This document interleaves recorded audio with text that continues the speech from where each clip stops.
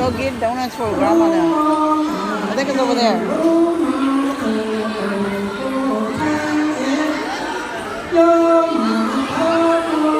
Okay, I'll go get it. Bridget, hold this, Bridget. Cái này cái cá cắt lục lục nha.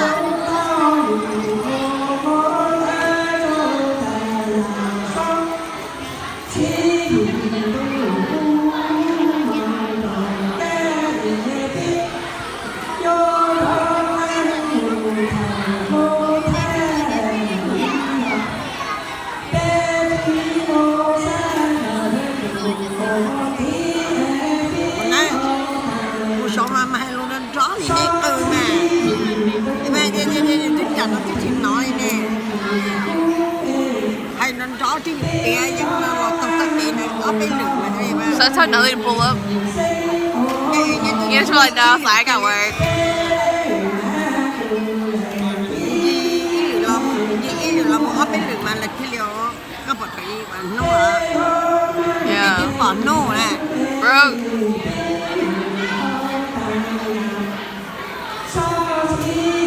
Giờ bên đường mà là trên tiền tôi đặt cái nó chỉ gì vậy tiền nó cho cái bây giờ tao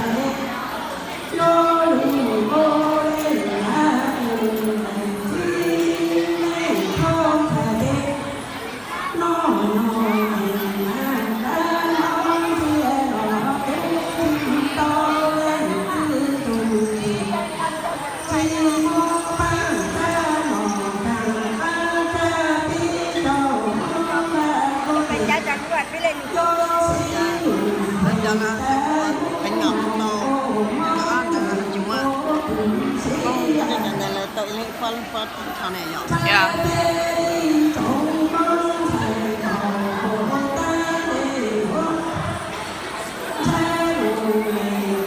Giờ là có trong nhà cũng có.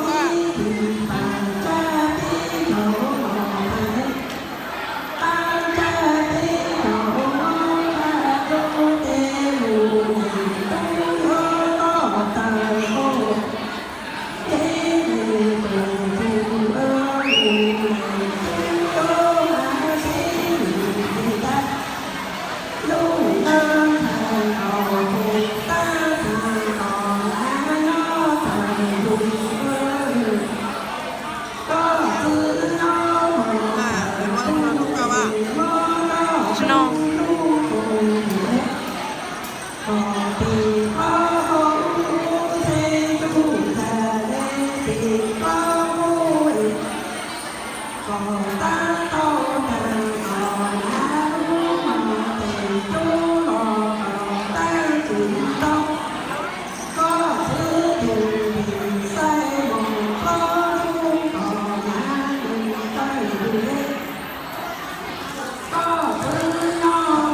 Huh? I don't know.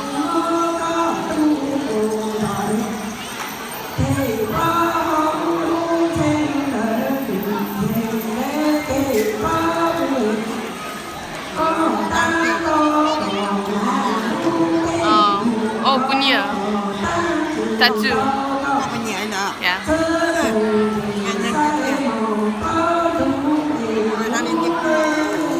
Oh, punya.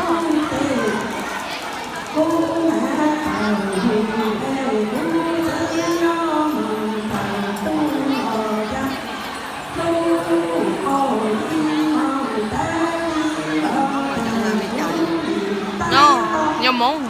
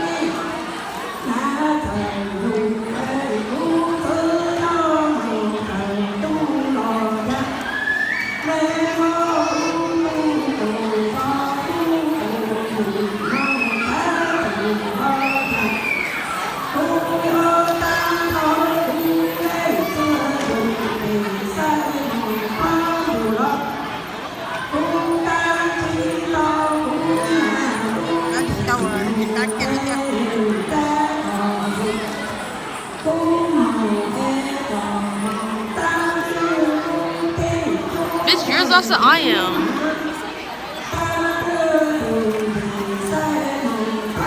Tina! That was Steph.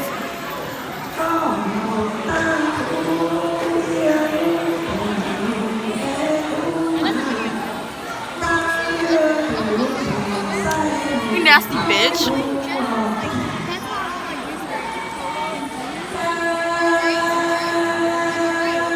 But he ain't cute.